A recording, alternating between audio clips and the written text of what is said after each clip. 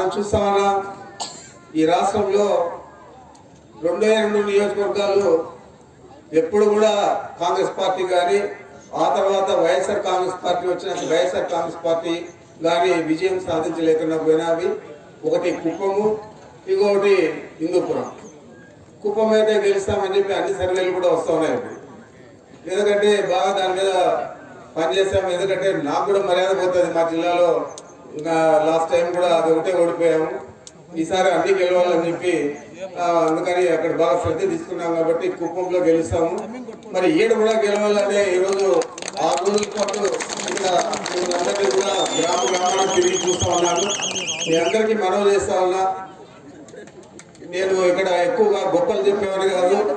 ఈ వేదిక మీద ఉన్న మన నాయకులకి అందరికీ కూడా నేను మీ తరఫునే హామీ ఇచ్చాను. ఇందాకనే 15,000 పైన మెజారిటీ చేస్తే మాత్రం ఈ చిలుముత్తూరు మండలం ముఖ్యంగా మీరు మళ్ళీ తిరిగి ఇంకోసారి ఆలోచించుకోవాలి.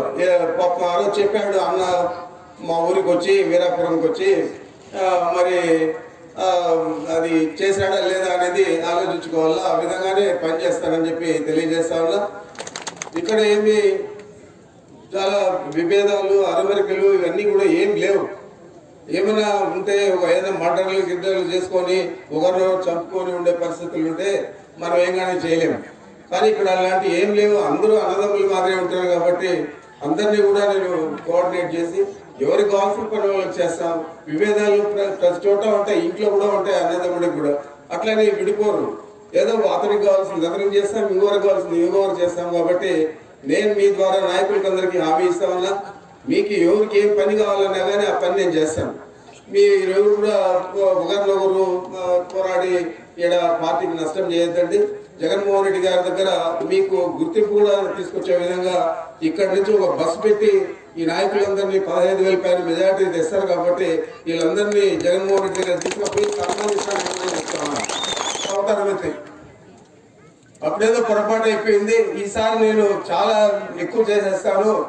ప్రతి ఇంటికి కాదు, ప్రతి మహిళకు 1 కేజీ బంగారు ఇస్తాను, లేదా ప్రతి రైతుకు 1 ట్రాక్టర్ పట్టిస్తాను, లేదా ప్రతి నిరుద్యోగ యువతకు 1 మోటార్ సైకిల్ ఇచ్చి ఉద్యోగం ఇస్తాను. ఈ విధంగా అనేక హామీలన్నీ కూడా ఇవ్వడం జరుగుతుంది. ఆయన ముందే చెప్పాడు, నేను 3 మేనిఫెస్టోలు ఇస్తాను ఎన్నికల ముందు అని చెప్పి. ఇప్పటికే 1 ఇచ్చేసాడు, 2ది కూడా అర్థం ఇచ్చాడు.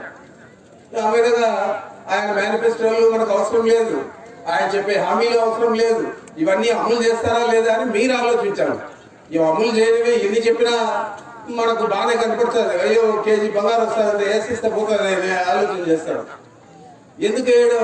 మళ్ళీ 5 సంవత్సరాలు మనం నోట్లో వెళ్ళి పెట్టుకొని చూసుకుంటా ఉండాలి.